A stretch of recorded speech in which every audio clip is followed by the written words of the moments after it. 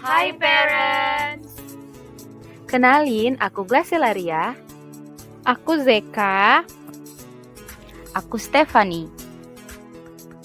Kali ini kita akan membahas tentang gangguan cara berjalan atau abnormal gait pada anak. Pertama-tama, yuk cari tahu dulu apa itu berjalan dan apa itu gait. Berjalan menurut Kamus Besar Bahasa Indonesia didefinisikan sebagai melangkahkan kaki bergerak maju.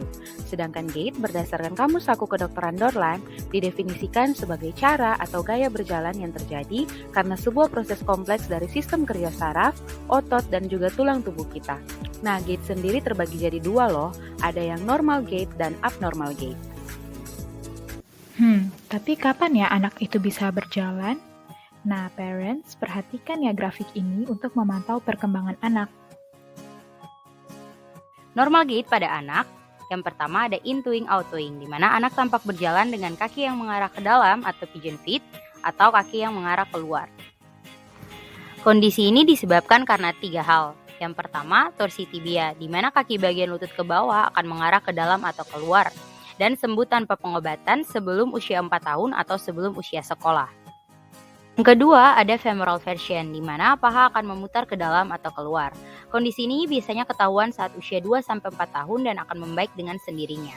Yang terakhir, ada metatarsus adductus, di mana kaki menekuk ke dalam mulai dari bagian tengah kaki hingga jari-jari kaki. Umumnya akan membaik sendiri.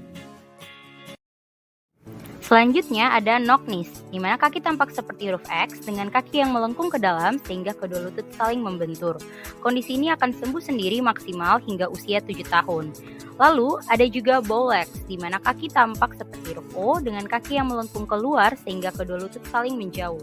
Biasanya kondisi ini terdapat pada anak yang obesitas dan akan sembuh sendiri. Lalu ada flat feet. Hal ini normal loh pada bayi dan anak kecil. Tenang aja ya parents, karena lengkungan pada kaki akan muncul seiring dengan proses tumbuh dan kembang anak hingga usia 10 tahun. Dan yang terakhir ada toe walking. Hal ini adalah berjalan jinjit normal pada anak yang mulai akan belajar berjalan. Hal ini juga akan hilang dengan sendirinya loh.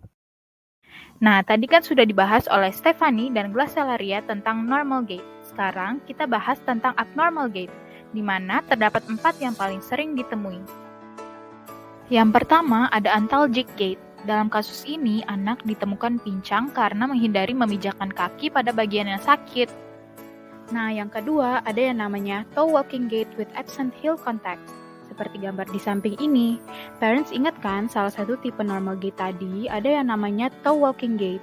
Nah, tapi kalau kebiasaan ini berjalan secara persisten dan lama, yaitu lebih dari usia 2 tahun, ini dapat menunjukkan bahwa ada kelainan saraf dan otot. Ketiga, ada proximal muscle weakness gait. Hal ini sering dijumpai pada anak-anak dengan gangguan muskular distrofi. Saat mencoba berdiri, anak biasanya menggunakan tangan dan lengannya untuk menopang dan berdiri seperti gambar di samping.